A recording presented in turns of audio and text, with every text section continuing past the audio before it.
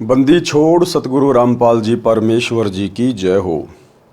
परमपिता परमात्मा सारी सृष्टि के रचनहार कुल मालिक असंख्य ब्रह्मांडों के स्वामी जगत गुरु तीनों लोकों में प्रवेश करके सबका भरण पोषण करने वाले राजाधिराज आत्माधार नाथों के नाथ देवों के देव महादेव सर्वेश्वर महेश्वर मृत्युंजय अजरो अमर आदि अनादि सनातनी प्रभु जगत पिता जगदीश्वर श्री श्री 1008 की उपाधि के वास्तविक अधिकारी अकाल मूर्त सौद स्वरूपी राम वासुदेव सर्वगतम ब्रह्म परम पूज्य प्रथम पूज्य परम संत परम पुरुष परम धनी परम दयालु सत्य कबीर हक्का कबीर अल्लाहु अकबर बाखबर अल्लाह ताला जगत के तारणहार जगत के मुक्तिदाता जगत के जगन्नाथ हारे के सहारे हिंदुओं के राम मुसलमानों के अल्लाह सिखों के वाहिगुरु ईसाइयों के मसीह दया के सागर दया निधि करुणा के सागर करुणा निधि स्वयंभू परिभू संकट मोचन कष्ट हरण मंगल करण दुख भंजन अविगत कबीर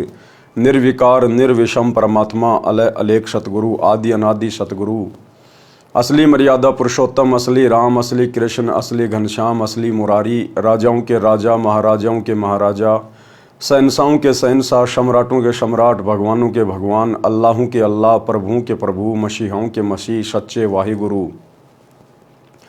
बाबाओं के बाबा पीरों के पीर सेठों के सेठ जगत सेठ सावड़सा सेठ सर्वगुण संपन्न अनंत कोटि कलाओं के स्वामी अनंत कोटि ब्रह्मांडों के नायक योगियों में महायोगी ध्यानियों में महाध्यानी सिद्धों में परम सिद्ध ज्ञानियों में तत्वज्ञानी ब्रह्म ज्ञानी महाज्ञानी परम ज्ञानी सर्वश्रेष्ठ ज्ञानी विज्ञानी युवा कबीर समृत कबीर असमवात अमित ओझा सच्चे रहनुमा करीम अल्लाह सुभान अल्लाह दुनिया के अंतिम पैगंबर 8 सितंबर 1951 से गांव धनाना जिला सोनीपत हरियाणा भारतवर्ष की पावन भूमि पे प्रकट रियल कल की भगवान श्री नारायण साकार हरि श्री बाबा साहेब नूर अनंत परमात्मा संत श्रोमणी सतगुरु रामपाल जी परमेश्वर जी के चरण कमल में साध संगति से जुड़े हुए देश विदेश से आप और हम सभी सत्सेवक भाई बहनों का अनंत कोटि दंडवत प्रणाम।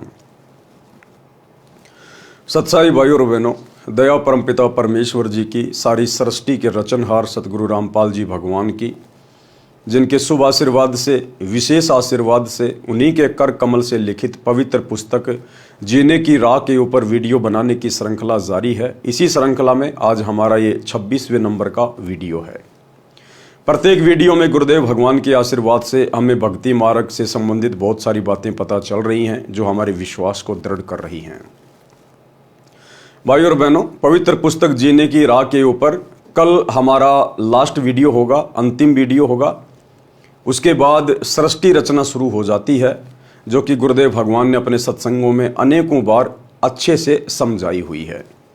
तो कल जीने की राह पुस्तक के ऊपर हमारा लास्ट वीडियो होगा।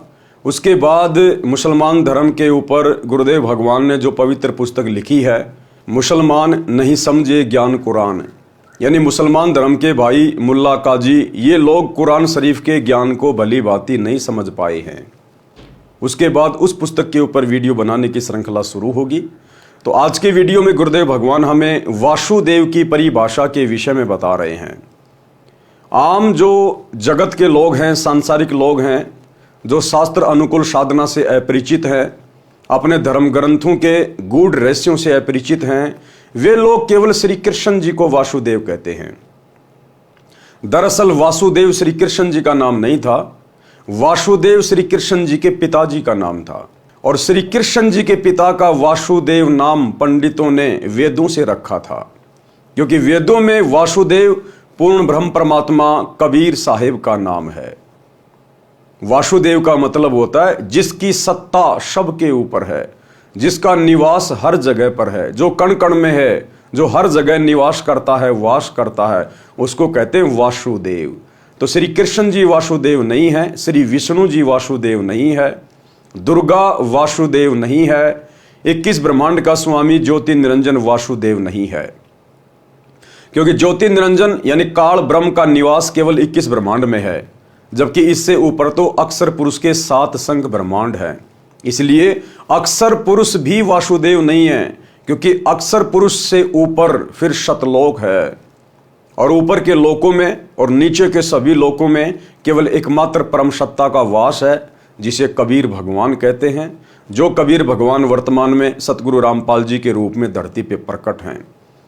तो यदि एकमात्र कोई वासुदेव है जिनका वेदों में नाम लिखा हुआ है, वो कबीर भगवान सतगुरु रामपाल जी हैं।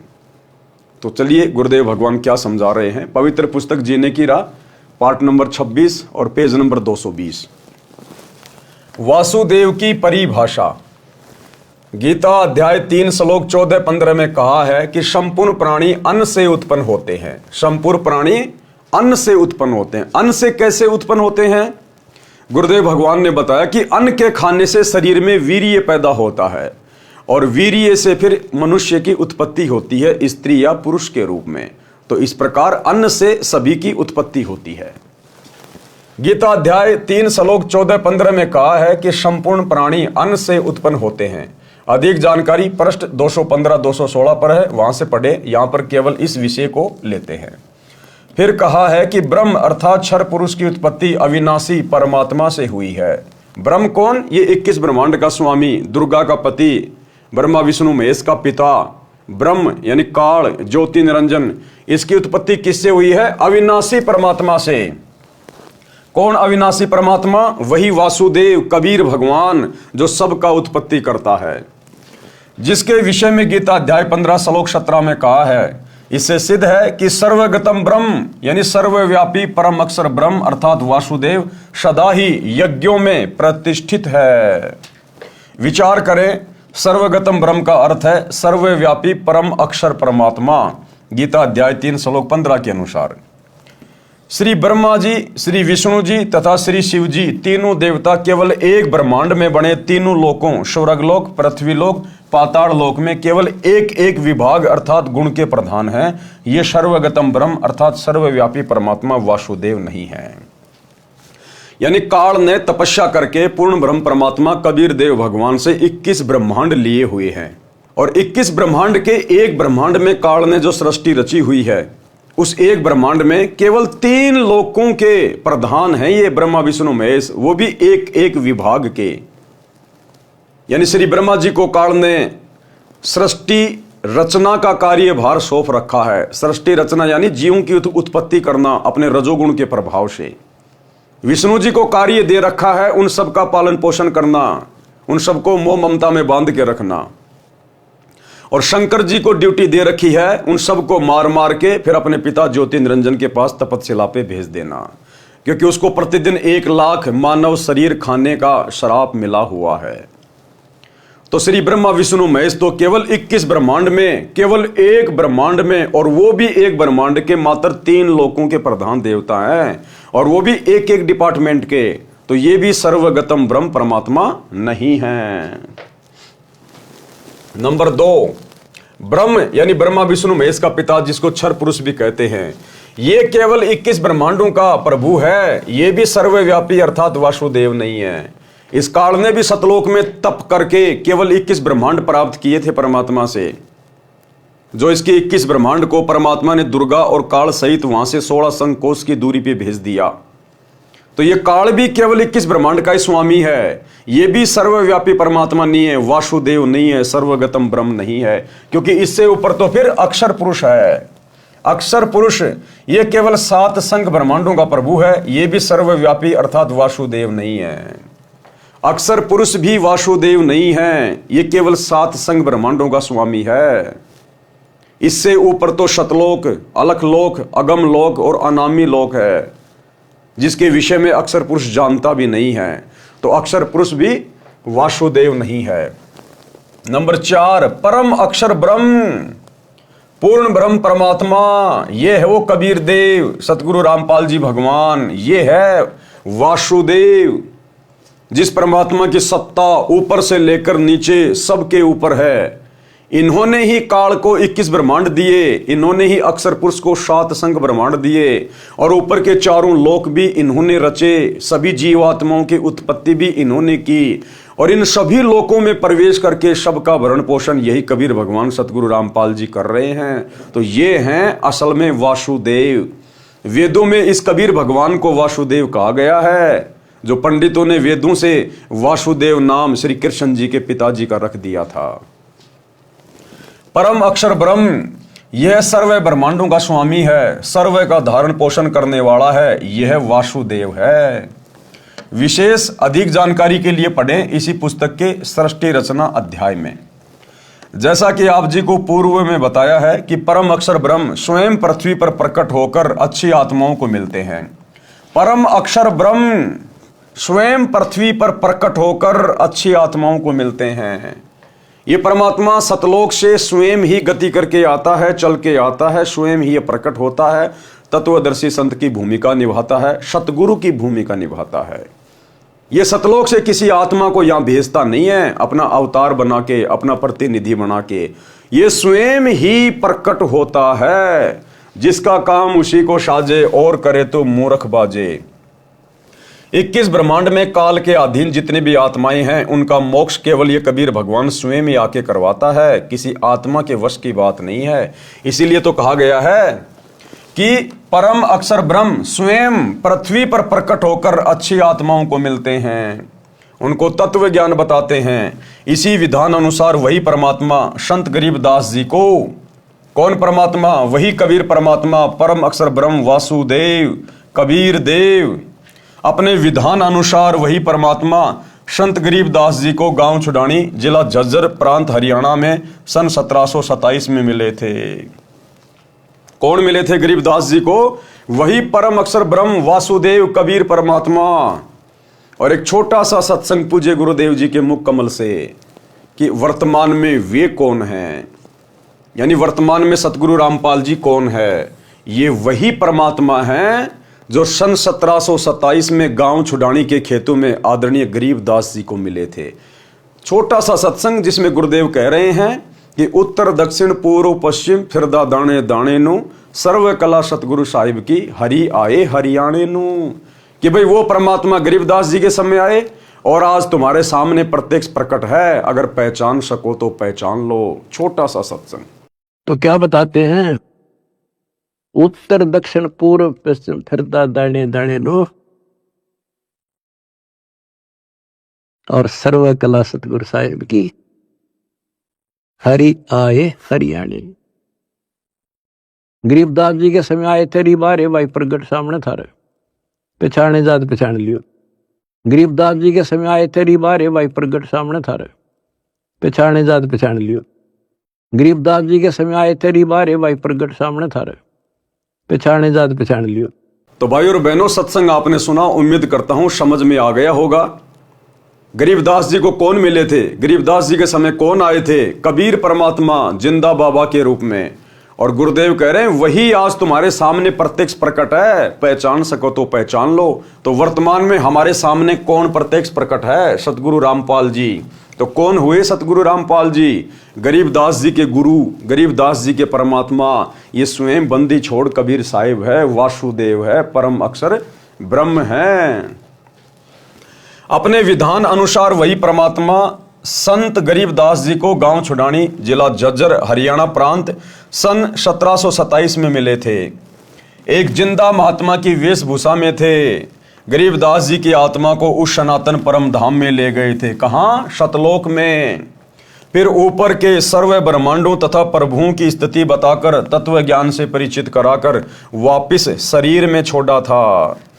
उस समय संत गरीबदास जी की आयु 10 वर्ष की थी।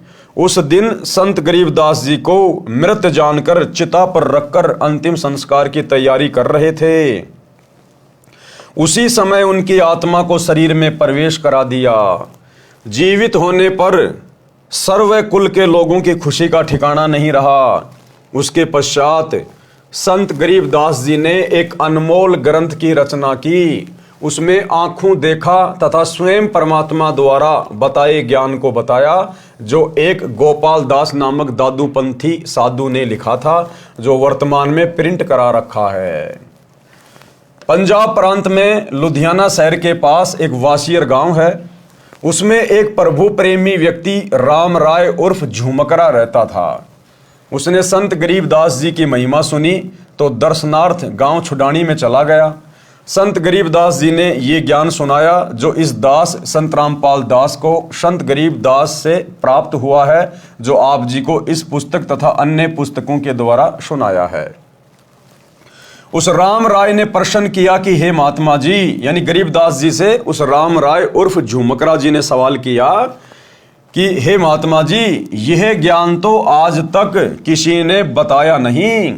संत गरीबदास जी ने वाणी के द्वारा बताया, कोट्यों मध्य कोई नहीं रे झुमकरा, अरबों में कोई गरक सुनो रे झुमकरा।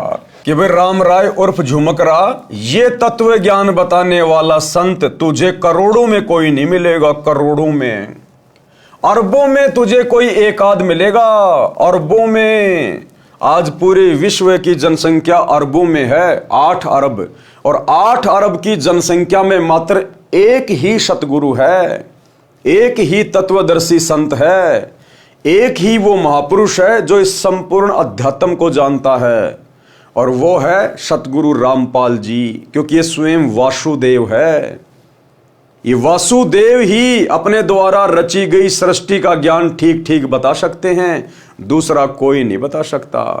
गरीबदास जी के रूप में भी यही कबीर परमात्मा सतगुरु रामपाल जी थे। तो कहते हैं कोट्यों मध्य कोई नहीं रे झुमकरा, यानी करोड़ों में तो तुझे कोई इस ज्ञान को बताने वाला ढूंढने से भी नहीं मिलेगा, और अरबों में कोई एक गरक, गरक यानी बिल्कुल कंप्लीट ज्ञान से लबालब, अरबों में कोई गरक सुनो रे झुमकरा। तो वर्तमान में इस पूरी पृथ्वी पर एकमात्र यदि कोई तत्वदर्शी संत है तो केवल सतगुरु रामपाल जी हैं, एकमात्र। कोट्यों मध्य कोई नहीं रे झुमकरा, अरबों में कोई गरक सुनो रे झुमकरा। अनुवाद व भावार्थ। संत गरीबदास जी ने बताया कि यह ज्ञान करोड़ों में किसी के पास नहीं मिलेगा, अरबों में किसी एक के पास मिलेगा। वह संत सर्व ज्ञान संपन्न, संपूर्ण साधना के मंत्रों से गरक अर्थात परिपूर्ण होता है। प्रिय पाठको, वह संत वर्तमान में बरवाला जिला हिसार वाला है। ज्ञान समझो और लाभ उठाओ। बरवाला जिला हिसार वाला कौन? सतगुरु रामपाल जी। प्रश्न किया है, प्राचीन काल से चली आ रही भक्ति की साधना को आप गलत कैसे कह रहे हो? जैसे तप सर्व ऋषिजन किया करते थे, हम सर्व हिंदू समाज में देख रहे हैं। सब हरे कृष्णा हरे राम राधे राधे श्याम मिला दे, ओम नमः शिवाय, ओम नमो भगवते वासुदेवाय नमः, जय सिया राम राधे श्याम, ओम तत्सत में से कोई एक मंत्र का जाप करते आ रहे हैं, वर्तमान में भी कर रहे हैं। श्री रामचंद्र जी, श्री कृष्ण जी को हम पूर्ण परमात्मा मानते हैं, इसलिए इनके नाम जपते हैं। आप इन नाम जाप मंत्रों को व्यर्थ जाप बताते हैं, स्पष्टीकरण दीजिए। तो गुरुदेव भगवान ने क्या उत्तर दिया? प्राचीन काल में यदि ये साधना होती और ये मंत्र होते तो श्रीमद् भगवत गीता अध्याय 4 श्लोक 1 व 2 में गीता ज्ञान दाता ये नहीं कहते कि ये योग अर्थात जो भक्ति विधि में गीता ज्ञान में बता रहा हूं ये अब लुप्त प्राय हो गया है, नष्ट हो गया है। ये ज्ञान तथा भक्ति मैंने सूर्य देव से कही थी। अब बहुत सारे लोगों को शंका हो जाती है, जो लोग धर्मशास्त्रों से परिचित नहीं हैं, जो लोग विज्ञान को ज्यादा महत्व देते हैं, वो लोग जब ये सुनते हैं, गीता जी में इस अध्याय को पढ़ते हैं कि गीता जी में कहा गया है कि अर्जुन ये ज्ञान मैंने सबसे पहले सूर्य को दिया था, तो लोग सोच बैठते हैं कि ये सूर्य जो आग का गोला जो चमकता है, इसको भला कैसे ज्ञान दिया गया? इस आग के गोले को ज्ञान नहीं दिया गया। इस आग के गोले के ऊपर जिसका कंट्रोल है, जो देव इस आग के गोले सूर्य को कंट्रोल करता है, वो है सूर्य देव। वो अलग है, वो देवता अलग है, और ये आग का गोला सूरज अलग है। जिस प्रकार कोई बिजली मंत्री होता है, बिजली मंत्री, अब वो बिजली मंत्री कोई बिजली थोड़ी होता है, वो बिजली मंत्री एक इंसान है। उस बिजली मंत्री का उस बिजली के ऊपर अधिकार है, वो डिपार्टमेंट उसके हाथ में है, उसको कंट्रोल करता है। वो बिजली अलग है और बिजली मंत्री अलग है। इसी प्रकार ये सूरज अलग है और सूर्य देव अलग है। तो सूर्य देव को सर्वप्रथम ये ज्ञान दिया गया। ये ज्ञान तथा भक्ति मैंने सूर्य देव से कही थी। फिर मनु को मनु ने अपने पुत्र इक्ष्वाकु को कहा। फिर कुछ राजा ऋषियों ने जाना। अब बहुत समय से अर्थात द्वापर से बहुत समय पहले से ही लुप्त था, तथा मनु इक्ष्वाकु आदि आदि सर्व सतयुग के प्रथम चरण में हुए थे। यदि आप श्री रामचंद्र जी पुत्र राजा दशरथ तथा श्री कृष्ण चंद्र जी श्री वासुदेव को पूर्ण परमात्मा मानते हैं, इसलिए इनके नाम हरे राम हरे कृष्ण आदि आदि जाप करते हैं और इन्हीं से मोक्ष मानते हैं, तो श्रीमद् भगवद गीता में वर्णित यथार्थ प्राचीन योग अर्थात भक्ति की विधि के विपरीत होने से व्यर्थ हैं। शास्त्र विधि त्याग कर मनमाना आचरण हुआ, जिस कारण से उपरोक्त प्रश्न में लिखे अन्य मंत्र भी शास्त्र प्रमाणित नहीं हैं, इसलिए व्यर्थ है। गीता अध्याय 16 श्लोक 23-24 में कहा है कि जो पुरुष शास्त्र विधि को त्याग कर मनमाना आचरण करते हैं उनका न तो सुख होता है, न सिद्धि प्राप्त होती है, न उनकी गति होती है, अर्थात व्यर्थ साधना है। गीता अध्याय 16 श्लोक 23 से। अब भाइयों और बहनों, पूरी गीता में चारों वेदों में दुनिया वाले जो भी मनमुखी नामों का जाप करते हैं, राधा राधा श्याम मिला दे, हरे राम हरे कृष्णा, ओम नमः शिवाय, जय गणेश, कोई भी मंत्र आपको ना तो चारों वेदों में देखने और सुनने को मिलेंगे, ना आपको पूरी गीता जी में कहीं पे सुनने और देखने को मिलेंगे, जो हमारे शास्त्रों में नहीं है। क्योंकि भक्ति विधि हमारे शास्त्रों में है और शास्त्रों में इन मंत्रों का कहीं जिक्र नहीं, कहीं कोई उल्लेख नहीं है, फिर भी हम इन मंत्रों का जाप कर रहे हैं एक दूसरे की देखा देखी, तो हम तो मूर्ख प्राणी हैं, मूर्ख प्राणी। हमें अध्यात्म का ज्ञान ही नहीं है, हम तो केवल देखा देखी में भेड़ चाल में चल रहे हैं। तो अगर यही मंत्र यदि सतयुग में कोई जाप कर रहा होता, त्रेता में कोई जाप कर रहा होता, तो फिर गीता जी में भी होने चाहिए थे। और सतयुग के इंसान तो जानते ही नहीं थे श्री राम कौन है, क्योंकि श्री रामचंद्र जी का जन्म तो सतयुग के बाद त्रेता युग में हुआ था। और त्रेता युग के इंसान श्री कृष्ण को नहीं जानते थे, क्योंकि त्रेता युग के बाद द्वापर में श्री कृष्ण जी का जन्म हुआ है। तो ये भगवान कैसे हो गए, परमात्मा कैसे हो गए, वासुदेव कैसे हो गए? तो ये शास्त्र विधि को त्याग के मनमाना आचरण है। गीता अध्याय 16 श्लोक 24 में कहा है कि इससे तेरे लिए अर्जुन कर्तव्य और अकर्तव्य की व्यवस्था में शास्त्र ही प्रमाण है। यानी कौन से कर्म करने चाहिए, कौन से भक्ति कर्म नहीं करने चाहिए, सही भक्ति क्या है, सही नाम क्या है, अर्जुन तेरे लिए शास्त्र ही प्रमाण है। किसी गुरु महात्मा की देखा देखी मत लग जाना, किसी के कहने से, किसी के बहकाव में आके मनमुखी साधना शुरू मत करना। यानी गीता और चारों वेदों में जिस साधना को करने के लिए परमात्मा ने कहा है, केवल उसी विधि से साधना करना सर्वश्रेष्ठ है। भावार्थ है कि जो भक्ति की विधि प्रमाणित शास्त्रों में चारों वेदों ऋग्वेद, यजुर्वेद, सामवेद तथा अर्थर्ववेद तथा इन्हीं चारों वेदों का सारांश श्रीमद् भगवत गीता तथा सूक्ष्म वेद जो परमात्मा स्वयं ने अपने मुख कमल से बोला था, ये भक्ति के ज्ञान तथा समाधान के प्रमाणित शास्त्र हैं, वर्णित नहीं है। वह शास्त्र विरुद्ध साधना है। इससे भक्ति के कौन कौन से कर्म करने चाहिए और कौन से नहीं करने चाहिए, उनके लिए शास्त्रों को ही आधार मानो। शास्त्रों में वर्णित भक्ति विधि को अपनाओ और सब त्याग दो। श्री राम जी का जन्म त्रेता युग के अंतिम चरण में हुआ था। श्री कृष्ण जी का जन्म द्वापर के अंतिम चरण में हुआ था। सतयुग से ही मानव भक्ति करता आ रहा है। उस समय कौन राम थे? आप कहोगे कि श्री विष्णु जी तो सतयुग से भी पहले के हैं और श्री राम श्री कृष्ण भी स्वयं श्री विष्णु जी ही थे। सतयुग में भी प्रमाण है कि महर्षि वाल्मीकि जी राम राम नाम जपते थे, वे विष्णु विष्णु नहीं जपते थे। इससे सिद्ध हुआ कि श्री विष्णु जी श्री राम श्री कृष्ण जी से भिन्न कोई राम अर्थात मालिक है। यानी सतयुग में महर्षि वाल्मीकि जी राम नाम का जाप किया करते थे। हालांकि वो राम नाम का जाप शास्त्रों के अनुसार नहीं था, क्योंकि चारों वेदों में और गीता जी में केवल एक ओम मंत्र का जाप करने का विधान है, राम राम जाप करने का विधान नहीं है। महर्षि वाल्मीकि जी को भी पूर्ण ज्ञान नहीं था, तत्व ज्ञान नहीं था। इसलिए श्री रामचंद्र जी का तो जन्म ही त्रेता में हुआ था। यदि उससे पहले श्री विष्णु जी श्री राम थे तो महर्षि वाल्मीकि जी फिर विष्णु विष्णु नाम का जाप करते, राम राम का क्यों कर रहे थे? इसका मतलब वो वास्तविक राम कोई और है। राम राम शब्द जगत बखान है। त्रेता युग वाले राम को तो सब जानते हैं, लेकिन आदि राम कोई बिरला जाना है। आदि राम वो वासुदेव परमात्मा, परम अक्षर ब्रह्म, कबीर देव, वो है असल में राम। राम यानी जो सबके ऊपर, सबका परमात्मा, सबका अल्लाह। इससे सिद्ध हुआ कि श्री विष्णु जी श्री राम श्री कृष्ण जी से भिन्न कोई राम अर्थात मालिक है। उस राम का जाप करना चाहिए जो गीता अध्याय 7 श्लोक 29 में है, जिसके विषय में कहा है कि तत्व ब्रह्म को जानने वाले केवल जरा तथा विरध अवस्था तथा मृत्यु से छुटकारा पाने के लिए ही भक्ति करते हैं।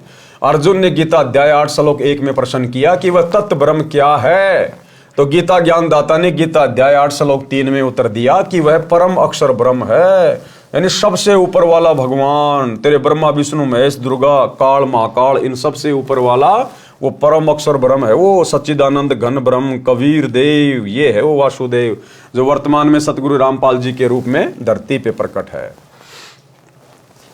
गीता अध्याय 8 के श्लोक 5 व 7 में गीता ज्ञानदाता ने अपनी भक्ति करने को कहा है, जिसका जाप मंत्र गीता अध्याय 8 के श्लोक 13 में बताया है, ओम इति एकाक्षरम ब्रह्म व्यवहारण माम अनुसमरण। गीता अध्याय 8 के श्लोक 8, 9, 10 में गीता ज्ञानदाता ने अपने से अन्य उस तत्व ब्रह्म अर्थात परम अक्षर ब्रह्म की भक्ति करने को कहा है। उसकी भक्ति का नाम जाप मंत्र गीता अध्याय 17 श्लोक 23 में है, ओम तत्सत इति निर्देश ब्रह्मण त्रिविध समृत ब्राह्मणा तेन वेदा च यज्ञा च विहिता पुरा। सरलार्थ ब्रह्मण यानी सच्चिदानंद घन ब्रह्म अर्थात परम अक्षर ब्रह्म की भक्ति का ओम तत्सत मंत्र के सुमरण का निर्देश यानी आदेश है, जो 3 प्रकार से सुमरण के लिए कहा है। विद्वान अर्थात तत्वदर्शी संत उस ज्ञान के आधार से भक्ति करते थे और धार्मिक यज्ञों का अनुष्ठान और अन्य भक्ति कर्म सृष्टि की आदि अर्थात सृष्टि के प्रारंभ में किए जाते थे। श्रीमद् भगवद गीता से सिद्ध हुआ कि गीता ज्ञानदाता से अन्य कोई पूर्ण परमात्मा है, जो श्री विष्णु जी, श्री ब्रह्मा जी तथा श्री शिव जी से भी भिन्न है, जिसके विषय में गीता अध्याय 15 श्लोक 1, 4 व 17 में तथा गीता अध्याय 18 श्लोक 62 में तथा और अनेकों स्थानों पर गीता में कहा गया है, वह पूर्ण परमात्मा है। गीता अध्याय 15 श्लोक 16 में 2 पुरुष बताए हैं, यानी 2 भगवान बताए गए हैं, और दोनों नाशवान बताए हैं, यानी दोनों की जन्म और मृत्यु होती है। किसकी? क्षर पुरुष यानी ब्रह्म की और अक्षर पुरुष की। उनके अंतर्गत जितने प्राणी हैं वे भी नाशवान हैं। क्षर पुरुष ये केवल 21 ब्रह्मांडों का प्रभु है और अक्षर पुरुष ये 7 संग ब्रह्मांड का प्रभु है। ये दोनों ही पूर्ण परमात्मा नहीं है। गीता अध्याय 15 श्लोक 16। गीता अध्याय 15 श्लोक 17 में गीता ज्ञानदाता ने कहा कि उत्तम पुरुष तू अन्य, अर्थात इन दोनों से उत्तम पुरुषोत्तम तो कोई और ही है, परमात्मा तो कोई और ही है। कि उत्तम पुरुष तू अन्य अर्थात पुरुषोत्तम तो कोई ऊपर वर्णित दोनों पुरुषों यानी दोनों भगवानों क्षर पुरुष तथा अक्षर पुरुष से अलग है, जिसको परमात्मा इति उदारते यानी परमात्मा कहा गया है। ये लोकत्रयम जो तीनों लोकों में आविश्य विभर्ति यानी प्रवेश करके धारण पोषण करता है, अवय ईश्वर है यानी अविनाशी परमेश्वर है। गीता अध्याय 15 श्लोक 17 का निष्कर्ष है ये कि क्षर पुरुष और अक्षर पुरुष से अलग कोई और पुरुषोत्तम है और परमात्मा है, जो तीनों लोकों में प्रवेश करके सबका भरण पोषण करता है। वास्तव में वो परमात्मा है। पूर्ण परमात्मा परम अक्षर ब्रह्म है, सिद्ध हुआ। उसकी भक्ति का मंत्र ओम तत्सत है, ये भी सिद्ध हुआ। ओम तत्सत जो तीनों मंत्र हैं, ये उपरोक्त तीनों प्रभुओं यानी ओम मंत्र तो क्षर पुरुष का अर्थात काल का है, जो गीता का ज्ञान दे रहा है, और तत् ये सांकेतिक है, जो इसी पुस्तक में पूर्व में विवरण है, वहां पढ़ें। ये तत् नाम जाप अक्षर पुरुष का है, और सत जो तीसरा मंत्र है, ये भी सांकेतिक है। अधिक विस्तार पूर्व में दिए प्रकरण में इसी पुस्तक में पढ़ें। ये सत मंत्र परम अक्षर ब्रह्म का है, जिसको सार नाम कहते हैं, लेकिन ये सांकेतिक है, कोड वर्ड में है। ये केवल सतगुरु रामपाल जी बताएंगे कि वास्तव में वो मंत्र क्या है। श्रीमद् भगवद गीता में ये पूर्ण मोक्ष प्राप्ति के सांकेतिक मंत्र हैं, जो आज तक यानी सन 2012 तक किसी ने नहीं स्पष्ट किए। आप जी जो हरिओम तत्सत जाप करते हैं वह भी व्यर्थ है, क्योंकि आप जी को तत् तथा सत के वास्तविक मंत्रों का ज्ञान नहीं है। यानी ये तत्व क्या है और सत क्या है, ये कोड वर्ड में है, यानी वास्तविक मंत्र क्या है वो किसी को पता नहीं है, एकमात्र सतगुरु रामपाल जी के अलावा। उदाहरण, एक धनी व्यक्ति ने अपने धन को अपने घर में गड्ढा खोद कर दबा दिया। उस स्थान का केवल धनी व्यक्ति को ही पता था। उस धनी व्यक्ति ने एक बही में सांकेतिक स्थान लिख दिया। धनी व्यक्ति की मृत्यु अचानक हो गई। पिता का संस्कार करके पुत्रों ने वह पैड उठाई जिसमें पिताजी कहता था कि इस बही में धन कहाँ है, ये लिखा है, जिसे पिताजी किसी को नहीं दिखाते थे। धनी व्यक्ति के मकान के आगे आंगन था। उस आंगन के एक कोने में मंदिर बना था। बही में लिखा था कि चांदनी 14 रात्रि 2 बजे सारा धन मंदिर के गुंबज में दबा रखा है। लड़कों ने मंदिर का गुंबज रात्रि के 2 बजे फोड़कर धन खोजा, कुछ नहीं मिला। बच्चों को बड़ा दुख हुआ। एक दिन उनके पिता का मित्र दूसरे गांव से शोक व्यक्त करने आया। बच्चों ने यथास्थान पर धन न मिलने की चिंता जताई। उस धनी के मित्र ने वह बही मंगाई और व्याख्या पढ़ी तो कहा कि मंदिर के गुंबज का पुनः निर्माण कराओ। वैसा ही कराना, मैं फिर किसी दिन आऊंगा, तब धन वाला स्थान बताऊंगा। वह व्यक्ति चांदनी 14 को आया। रात्रि के 2 बजे जिस स्थान पर मंदिर के गुंबज की चांद की रोशनी से छाया थी, उस स्थान पर खुदाई कराई। सारा धन बही में लिखा था वह मिल गया। बच्चे खुश तथा धनी हुए। आप जी जो हरिओम तत्सत का जाप कर रहे हो, आप मंदिर का गुंबज खोद रहे हो, कुछ भी हाथ नहीं आएगा। यथास्थान वास्तविक मंत्र मेरे यानी संत रामपाल दास के पास है, उनको ग्रहण करके भक्ति धनी तथा सुखी हो।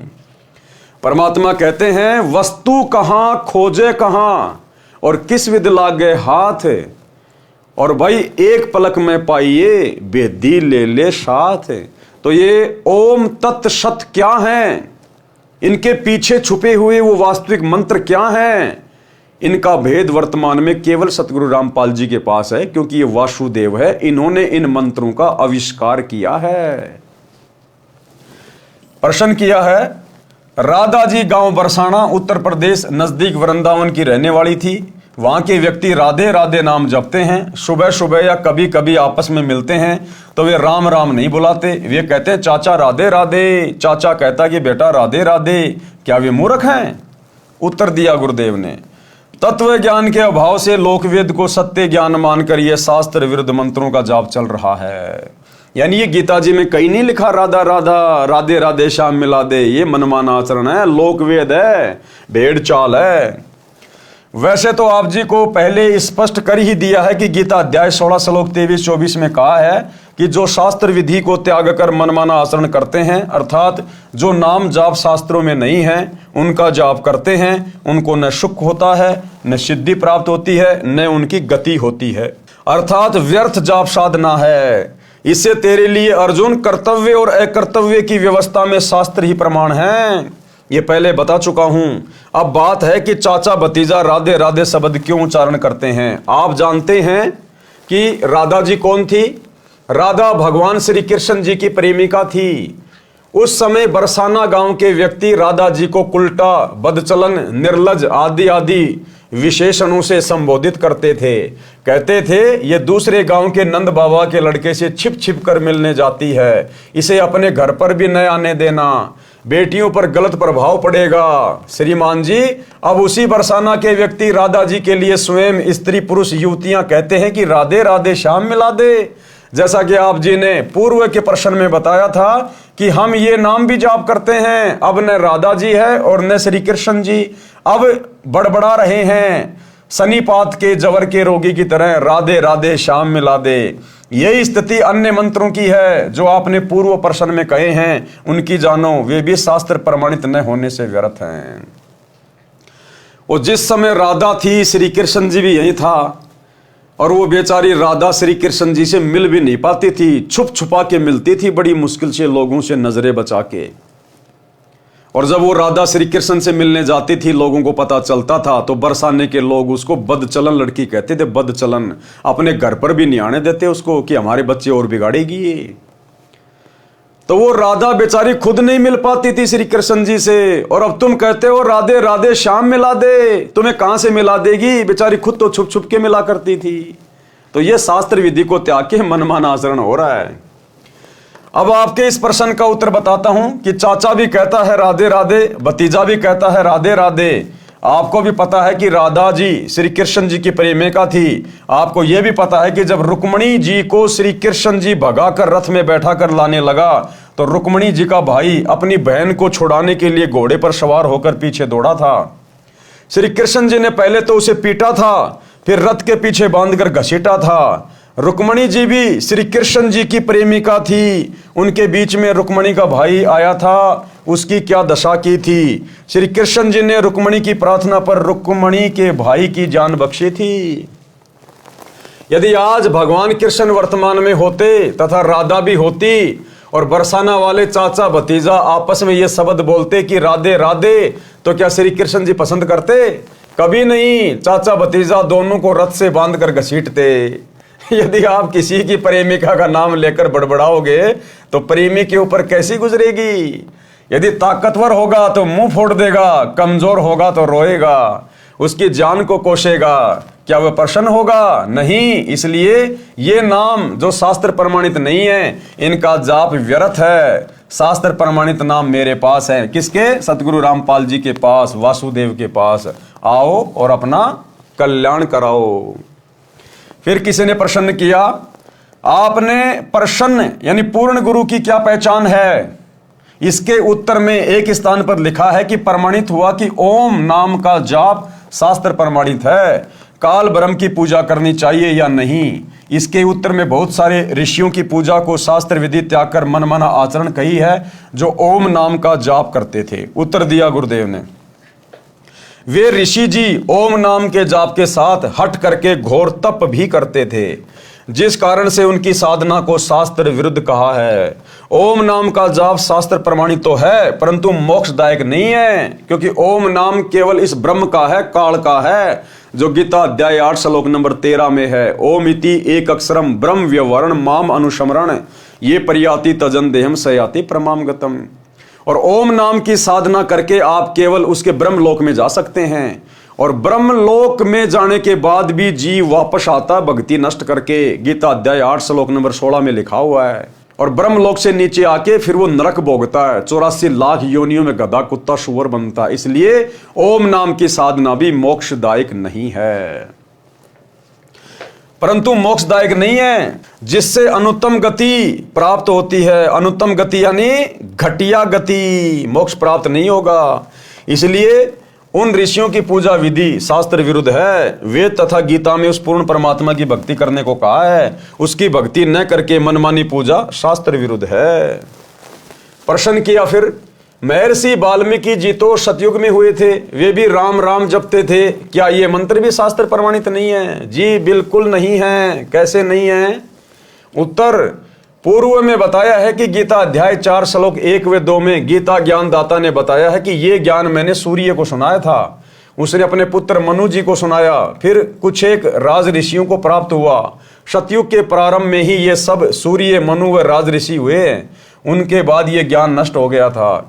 महर्षि वाल्मीकि जी को सप्त ऋषि मिले थे, उन्होंने तपस्या करके सिद्धियां प्राप्त की थी। वही हठ योग करके तप विधि महर्षि वाल्मीकि जी को उन्होंने बता दी। जिस हठ योग तप को महर्षि वाल्मीकि जी ने तन मन से श्रद्धा से किया, कुछ समय उपरांत शरीर के ऊपर के भाग यानी सिर में से आवाज सुनाई दी थी, वह थी राम राम। उसी शब्द का उच्चारण महर्षि वाल्मीकि जी तपस्या के दौरान करने लगे, यानी मनमाना आचरण करने लगे। काल ने वो आकाशवाणी कर दी राम राम, क्योंकि उसने तो भक्ति का ड्रामा बना के रखना है, सबको अपने भोजन के लिए शास्त्र विरुद्ध साधना पे लगा के रखना है। सुनने वाले को ऐसा लगता है जैसे ये मरा मरा बोल रहे हैं, वास्तव में राम राम का ही उच्चारण किया करते थे। उनको तपस्या का परिणाम मिला, उनमें सिद्धियां प्रवेश हो गई, उनकी दिव्य दृष्टि खुल गई, जिस कारण से उन्होंने श्री रामचंद्र जी के जन्म से हजारों वर्ष पूर्व ही रामायण अर्थात श्री रामचंद्र जी के जन्म की जीवनी सर्व घटनाएं लिख दी थी। ग्रंथ का नाम है वाल्मीकि रामायण, जो संस्कृत भाषा में लिखी गई थी। राम राम के जाप से कोई आध्यात्मिक लाभ नहीं होता, परंतु परमात्मा का बोधक शब्द होने से, उच्चारण करने से परमात्मा की भूल नहीं पड़ती। इसलिए राम नाम के उच्चारण का प्रचलन हिंदू धर्म में प्राचीन समय से है। जैसे स्वामी रामानंद जी राम राम शब्द से संबोधित करते थे, उनके शिष्य भी एक दूसरे को राम राम से संबोधित करते थे, परंतु जाप ओम मंत्र का किया करते थे। इसी प्रकार हम कबीर पंथी सत साहेब बुलाते हैं, हमारा जाप मंत्र अन्य है। उसी भक्ति से भगवान तक जाया जा सकता है। सूक्ष्म वेद में कहा है, सतगुरु मिले तो इच्छा मेटे, पद मिल पद समाना, चल हंसा उस लोक पठाऊं जो अजर अमर अस्ताना। चार मुक्ति जहां चंपी करती माया हो रही दासी, दास गरीब अभय पद पर से वो मिले राम अविनाशी। अब भक्ति किस भगवान की करनी चाहिए, किस प्रभु की करनी चाहिए? गीता जी के अनुसार, यानी गीता जी क्या कह रही है कि भक्ति किस प्रभु की करनी चाहिए?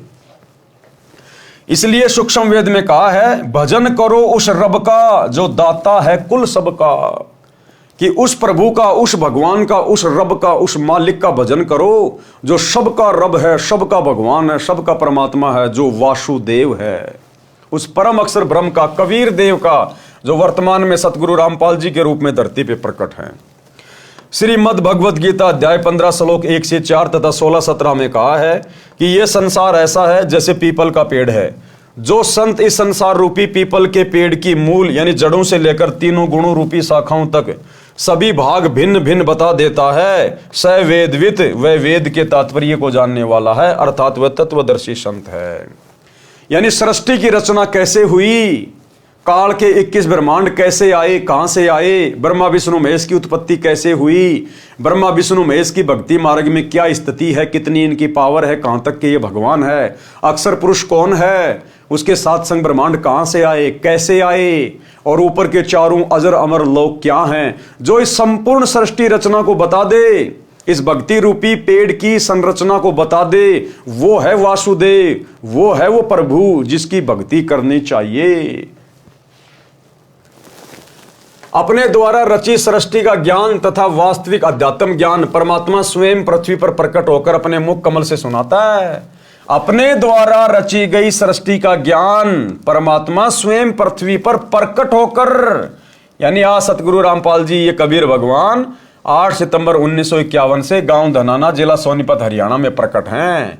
और ये सृष्टि रचना का ज्ञान, ये संसार रूपी पीपल के पेड़ की संरचना जो गीता जी में लिखी हुई है अध्याय 15 श्लोक 1 से 4 में, केवल सतगुरु रामपाल जी परमेश्वर जी ने बताई है, सतयुग से लेकर वर्तमान समय तक पूरी व्याख्या करके। आज से पहले किसी ने यह भेद नहीं खोला। ये है वो मूल ज्ञान, तो ये है वो परमात्मा जो स्वयं प्रकट होकर अपने मुख कमल से वाणी बोलकर ये ज्ञान प्रचारित करता है।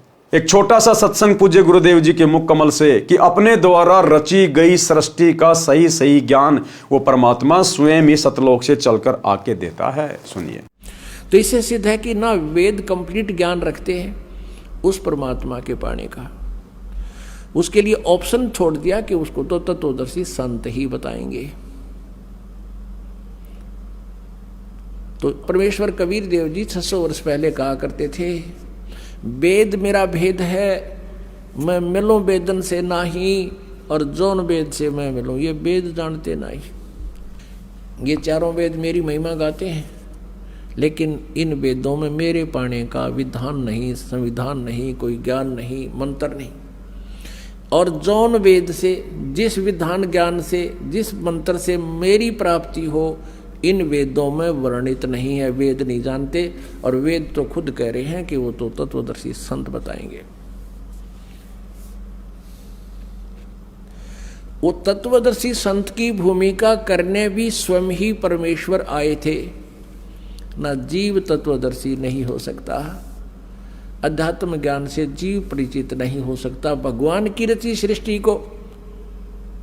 और जीव उससे उत्पन्न प्राणी कैसे बता देगा? ये ब्रह्म भी, ब्रह्मा विष्णु महेश भी, और दुर्गा भी, ये सभी देवता भी, और यो काल भी, ब्रह्म भी और परब्रह्म भी, ये सब उस परमात्मा से उत्पन्न है। तो परमात्मा के द्वारा उत्पन्न की गई सृष्टि को उसके बालक नहीं बता सकते, संतान नहीं बता सकती, तो पिता ही बतावे। तो भाई और बहनों, सतगुरु रामपाल जी किसी के अवतार नहीं है, किसी के दास नहीं है, कोई संदेशवाहक नहीं है। ये स्वयं ही कबीर देव है, वासुदेव है, परम अक्षर ब्रह्म है। अपने द्वारा रची सृष्टि का ज्ञान तथा वास्तविक अध्यात्म ज्ञान परमात्मा स्वयं पृथ्वी पर प्रकट होकर अपने मुख कमल से सुनाता है। प्रमाण के लिए पढ़े निम्न वेद मंत्र। इन मंत्रों की फोटोकॉपी कृपया देखें पुस्तक गीता तेरा ज्ञान अमृत में, जिनका अनुवाद आर्य समाज के प्रवर्तक महर्षि दयानंद तथा उसके अनुयायियों ने किया है। उनकी त्रुटियां लेखक संत रामपाल दास ने शुद्ध की है। ऋग्वेद मंडल नंबर 9 सूक्त 86 मंत्र 26-27, ऋग्वेद मंडल नंबर 9 सूक्त 82 मंत्र 1 और 2, ऋग्वेद मंडल नंबर 9 सूक्त 96 मंत्र 16 से 20, ऋग्वेद मंडल नंबर 9 सूक्त 94 मंत्र 1, ऋग्वेद मंडल नंबर 9 सूक्त 95 मंत्र 2, ऋग्वेद मंडल नंबर 9 सूक्त 54 मंत्र 3, ऋग्वेद मंडल नंबर 9 सूक्त 20 मंत्र 1 में प्रमाण है कि जो सर्व ब्रह्मांडों का रचनहार, सर्व का पालनहार परमेश्वर है, वह सभी भवनों के ऊपर के लोक में बैठा है, यानी वो अनामी लोक में बैठा है, अकह लोक में। ऋग्वेद मंडल नंबर 9 सूक्त 54 मंत्र 3, वह परमात्मा वहां से गति करके अर्थात सशरीर चलकर यहां पृथ्वी पर आता है। जैसे कि 8 सितंबर 1951 को सांसारिक चरम दृष्टि को धोखा देते हुए ये कबीर भगवान सतगुरु रामपाल जी सशरीर 8 सितंबर 1951 को गांव धनाना, जिला सोनीपत, हरियाणा में प्रकट हुए। वह परमात्मा वहां से गति करके अर्थात सशरीर चलकर यहां पृथ्वी पर आता है, भक्तों के कष्टों का नाश करता है, लाखों भक्तों के उजड़े हुए परिवारों को ऋषि परिवार बना दिया। जो चैन समोकर थे, नशेड़ी थे, मांसाहारी थे, जुआरी थे, परमेश्वर ने आज उनको भगत बना दिया। जिनको संतान नहीं थी, परमेश्वर ने उनकी गोद हरी कर दी। डॉक्टरों ने जिनको डिक्लेयर कर दिया था कि आपकी मृत्यु निश्चित है, कोई बचा नहीं सकता, परमात्मा ने उनको अपने आशीर्वाद से, भक्ति से स्वस्थ कर दिया। 100 साल की उम्र प्रदान कर दी गुरुदेव भगवान ने। निर्धन को धनवान बना दिया परमात्मा ने, रोगी को स्वस्थ कर दिया गुरुदेव भगवान ने, जो कि वासुदेव के गुणों में लिखा हुआ है। भक्तों के संकटों का नाश करता है, उसका नाम कबीर देव अर्थात कबीर परमेश्वर है। यहाँ पर अच्छी आत्माओं को मिलता है, उनको तत्व ज्ञान अपने मुख कमल से बोलकर बताता है। तो आज वो तत्व ज्ञान गुरुदेव अपने मुख कमल से बोल के सुना रहे हैं। अन्यथा इनके अलावा पृथ्वी पर दूसरा कोई संत नहीं है जो तत्व ज्ञान की छींट भी जानता हो। वह परमात्मा ऊपर के लोक में बैठा है। ऋग्वेद मंडल नंबर 9 सूक्त 86 मंत्र 26-27, मंडल 82 मंत्र 1-2 तथा मंडल 9 सूक्त 20 मंत्र 1।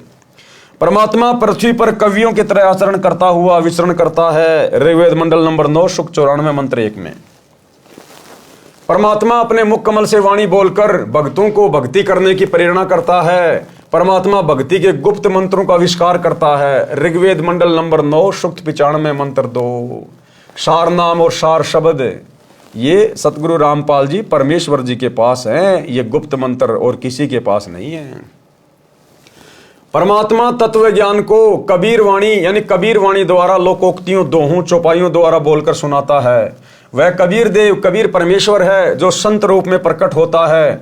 उस परमेश्वर द्वारा ऋषि या संतों द्वारा रची असंख्य वाणियां जो तत्व ज्ञान है, वे उनके अनुयायियों के लिए अमृत तुल्य आनंददायक होती हैं। वह परमेश्वर प्रसिद्ध कवियों में से भी एक प्रसिद्ध कवि की पदवी भी प्राप्त करते हैं। उनको कवि कहते हैं, परंतु वह परमात्मा होता है। वह परमात्मा तीसरे मुक्ति धाम सतलोक में विराजमान है। जैसे मनुष्य अन्य वस्त्र धारण करता है, ऐसे ही वह परमात्मा भिन्न भिन्न रूपों में पृथ्वी पर प्रकट होता है।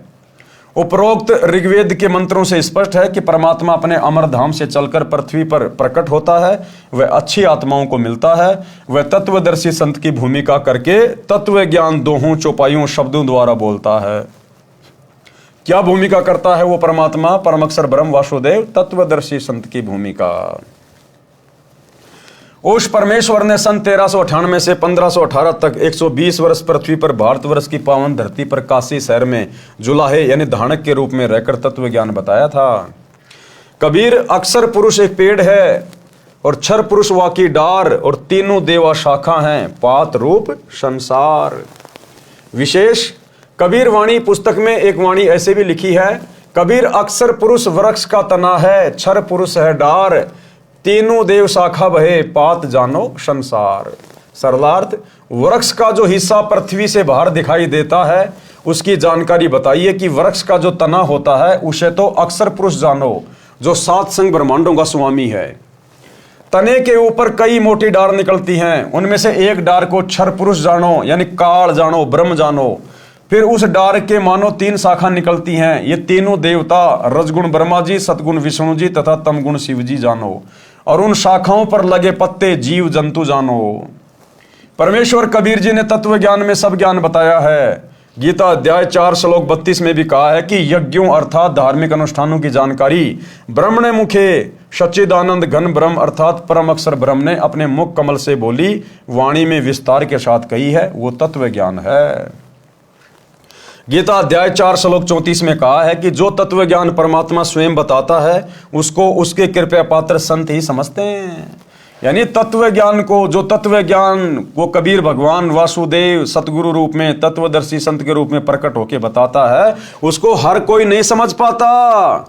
केवल उसके कृपया पात्र संत ही समझते हैं, जो अपने गुरु को परमात्मा के रूप में स्वीकार कर लेते हैं, अपने गुरु को ही परमेश्वर के रूप में जान लेते हैं। और वर्तमान में केवल सत्सेवक भाई बहन जो साध संगति से जुड़े हुए हैं, केवल यही वो आत्मा हैं जो कृपा पात्र हैं गुरुदेव भगवान की, जिन्होंने अपने गुरु को अपना इष्ट मान लिया, परमात्मा मान लिया, कबीर भगवान मान लिया। और समाज में जो कबीर दास जी की जो नकली फोटो है दाढ़ी मूंछ वाली, उसको फाड़ फाड़ के फेंक दिया। और गीता अध्याय 3 श्लोक 13 के अनुसार अपने गुरु को इष्ट मानकर घर घर में उनका बेड लगाकर उनको भोग लगाया जा रहा है। तो क्या कहा गुरुदेव ने, जब वो परम अक्षर ब्रह्म तत्वदर्शी संत के रूप में धरती पे आता है, तब उसके कृपा पात्र संत ही उसको समझ पाते हैं। उस तत्व ज्ञान को तू तत्वदर्शी संतों के पास जाकर समझ, उनको दंडवत प्रणाम, पृथ्वी पर पेट के बल लंबा लेटकर प्रणाम करके नम्रता पूर्वक प्रश्न करने से वे तत्वदर्शी संत तत्व ज्ञान का उपदेश करेंगे। परमेश्वर ने यह तत्व ज्ञान स्वयं पृथ्वी पर प्रकट होकर बताया था। गीता अध्याय 15 श्लोक 1 में तत्वदर्शी संत की पहचान बताई है कि जो संत संसार रूपी वृक्ष को मूल यानी जड़ से लेकर सर्व अंगों को जानता है, वो तत्वदर्शी संत है। अब जाने संसार रूपी वृक्ष के सर्वांग।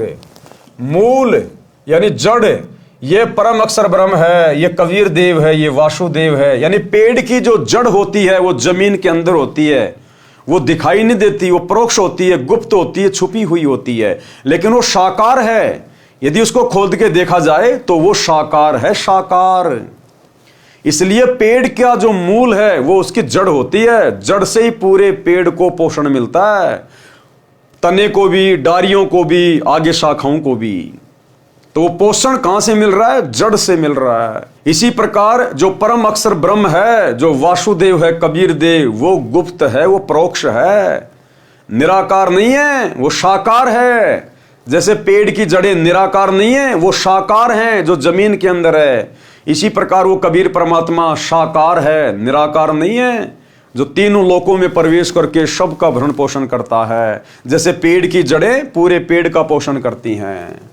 मूल यानी जड़, ये परम अक्षर ब्रह्म है जो सबका मालिक है, सबकी उत्पत्ति करता है, सबका धारण पोषण करने वाला है, जिसकी जानकारी गीता अध्याय 8 श्लोक 1 के प्रश्न का उत्तर गीता अध्याय 8 के ही श्लोक 3, 8, 9, 10 तथा 20, 21, 22 में दिया है।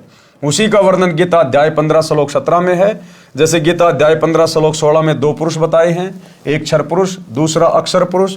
ये दोनों तथा इनके अंतर्गत जितने शरीरधारी प्राणी हैं वे सब नाशवान हैं, जीव आत्मा तो किसी की भी नहीं मरती।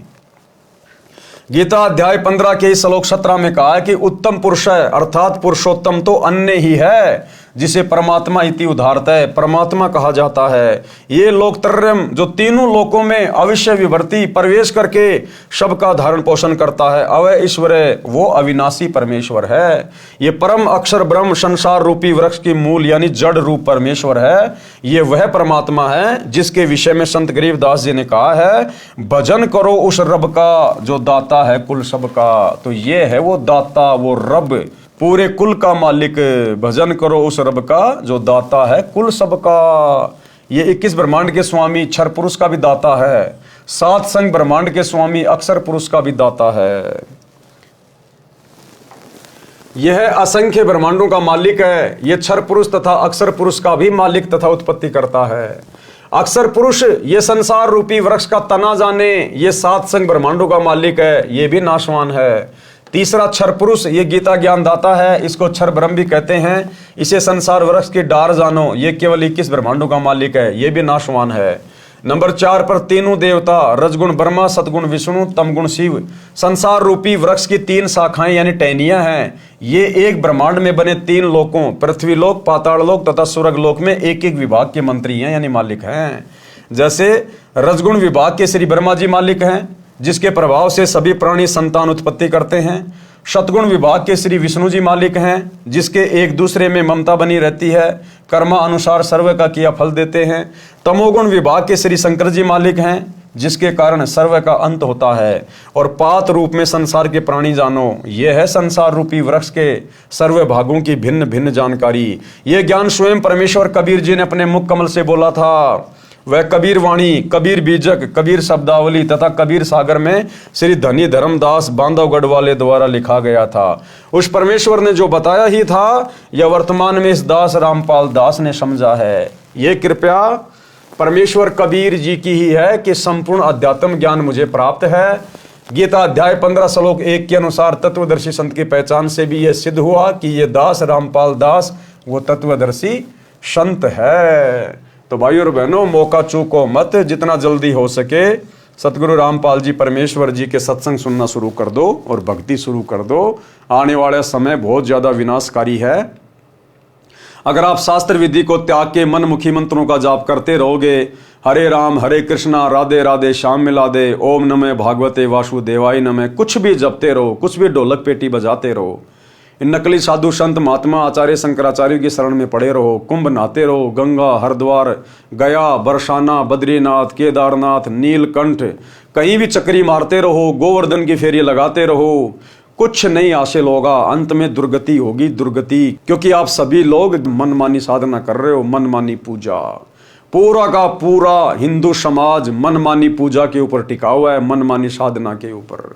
एक बार सतगुरु रामपाल जी के सत्संग सुनना शुरू करो, सृष्टि रचना को सुनो, पढ़ो, समझो और सत भक्ति को अपनाओ। ये मनुष्य जन्म केवल सत भक्ति के लिए मिला है, केवल सत भक्ति के लिए। बाकी सारे काम तो जानवर भी करते हैं, और अंत में हम वही काम करते करते मर गए, तो फिर जानवर में और हम इंसानों में भला क्या अंतर हुआ।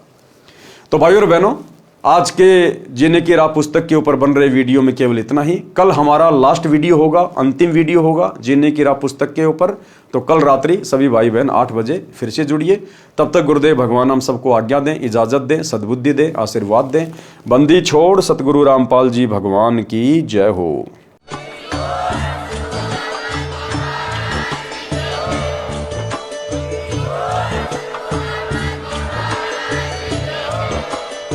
भाई जो गुरु बचन पे डट गे,